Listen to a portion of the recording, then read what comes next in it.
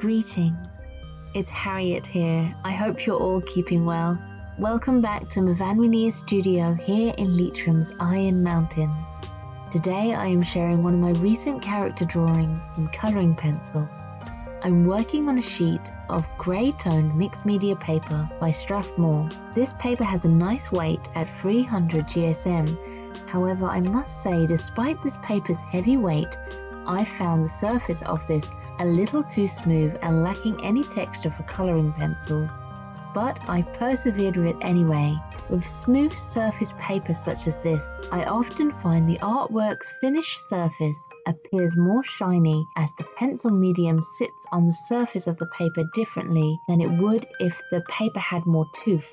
The pigment has a tendency to clump together more. I do not necessarily see this as too problematic when rendering the details or any of the shading. It's mainly just the finish appearance, an uneven sheen in the surface of the drawing, as opposed to the more matte finish that you would get with a more textured sheet of paper. I was excited to try this grey tone paper for a piece, as I love working with a mid-tone paper. This grey seemed to dictate towards a cooler colour scheme, whereas the tan paper I would usually go to would give a much warmer starting place. So I was interested how the grey would dictate the drawing for me. I began to figure out the drawing with a black colouring pencil. I do a simple line drawing, not taking any of the marks too seriously, as I will be redefining the sketch as I go. Once I get a feel for my basic composition, I hone in on one area, usually the face, as it sets the expression for the rest of the character. Then bit by bit, focusing on filling out one area at a time, continuously reshaping the tonal values with an eraser and layering up more colour and then defining the outlines. The pencils I'm using are the Derwent black and white tonal set. These are high pigment, hard wax based pencils, making them ideal for sharp details with a nice variety of coloured tinted blacks and whites. I'm also blending in some detailed brighter colours with the Faber-Castell classic colouring pencils. Both of these alongside the Faber-Castell Polychromos for the bulk of this piece. These are oil-based colouring pencils, and I find especially on this smooth surface, it helps to have two types of pencils. The oil in the Polychromos act as a blendable vehicle that binds well with the wax in the other pencils and creates a smooth and effortless burnishing and intense, rich, pigmented brights and highlights that sit on the wax very well. I will again link my tools and materials below the video.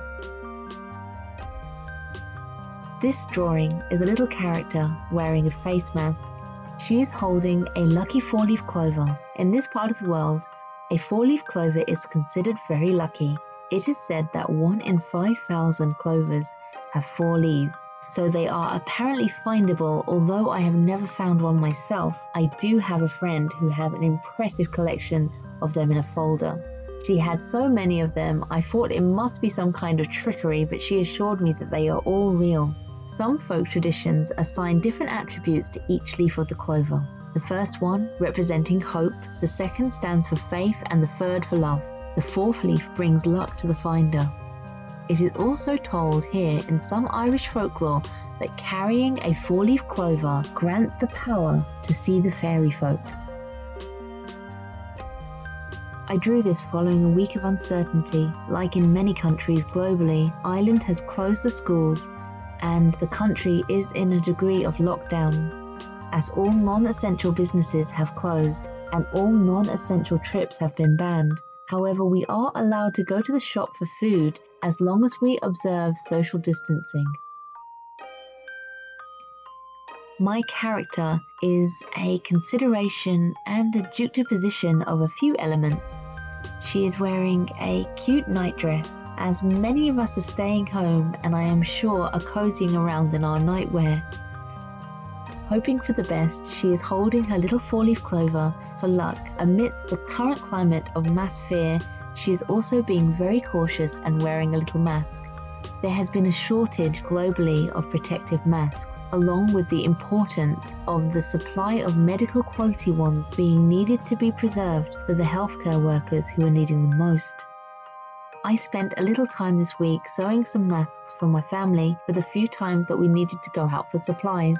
I had read a little article about the best fabrics to use, and it seems a tea cloth doubled over ranked quite high in protection, almost as much as a professional medical mask. If you don't have one, making a mask yourself out of whatever you can would seem to be a very good idea. People are saying they don't necessarily protect you, but can protect others if you happen to be sick. So if everyone is wearing something, we are all protecting each other.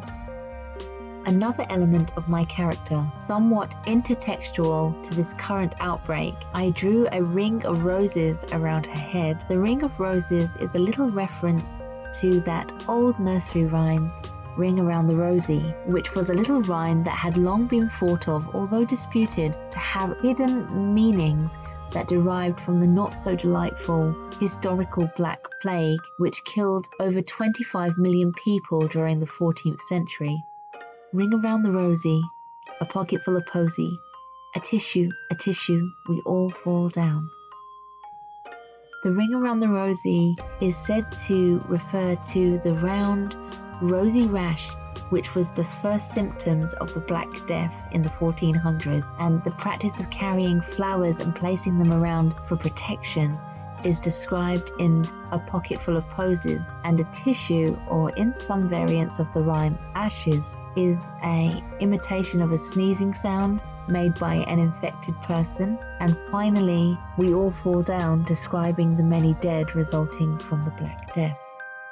With this reference, I guess I was thinking about pandemics and great sicknesses of the past that we as humans have endured. The numbers from the 14th century are drastically higher, and global population was much lower in those days. But luckily, we have all come a long way since the 1400s. Today's global connectivity, and with global travel, this new sickness perhaps is more widespread, but also with this, the level of communication is so much more immediate, and the ability to mobilize and prevent the spread is much more immediate. Modern healthcare has come such a long way since the pandemic's gone by, and just like historical pandemics, this too will pass. So with these musings, this little character is a hopeful one, and sending you all love, luck and light. We're coming to the end of my time-lapse now, and I do hope you enjoyed it. If you've made it this far, thank you so much for watching. Do stay safe, and I'll see you all again soon for another video. Bye-bye.